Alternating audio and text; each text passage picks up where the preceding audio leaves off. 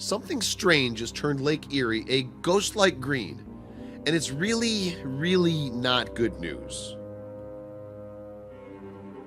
There's something strange happening in one of the Great Lakes. The waters are changing color, turning from their usual blue to a stranger, ethereal green. Sure, it might look beautiful, but the cause of the new hue is actually something to be really concerned about, and it may well be getting worse. When it comes to surface area, Lake Erie is the fourth biggest of the 5 Great Lakes. In global terms, it's the 11th biggest lake in the world, covering an area of nearly 10,000 square miles. At its longest point, the lake stretches way over 200 miles, and at its widest, it's nearly 60 miles from shore to shore.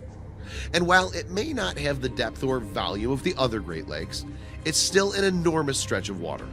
But the lake has had something of a troubled history, and this most recent episode in its turbulent life has scientists understandably worried.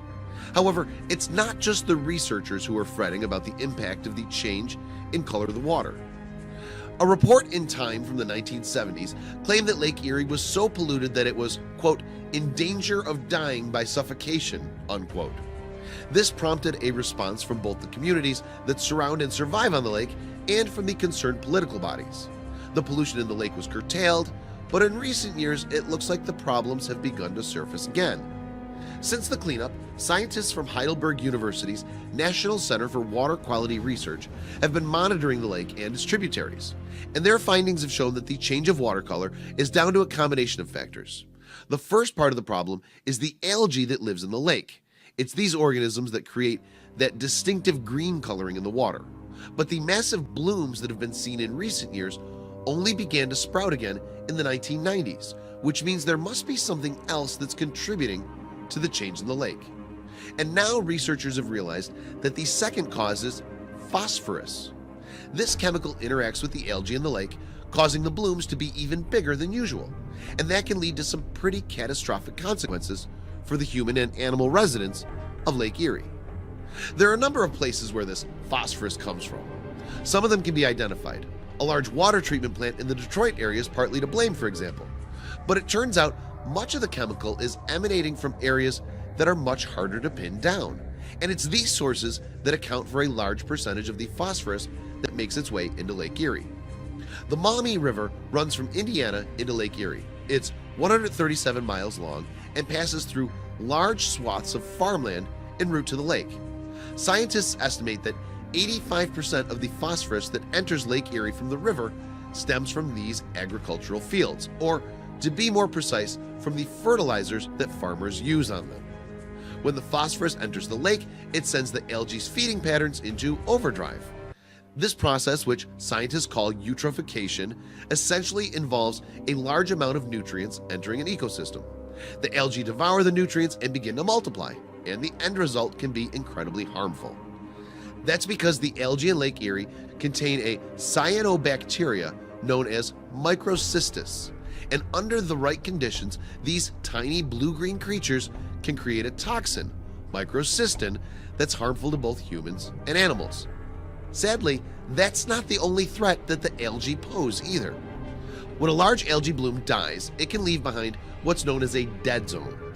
As the organisms start to rot away, they use up all the oxygen in an area, meaning that other forms of life simply can't survive there. Furthermore, even before the bloom starts to die, there are other problems that can occur. The blooms can also block out the sunlight from reaching underwater creatures, leaving them without the light they need. If that wasn't bad enough, the algae can also clog up fish gills, rendering them unable to breathe. And that's before we move on to how they can affect humans.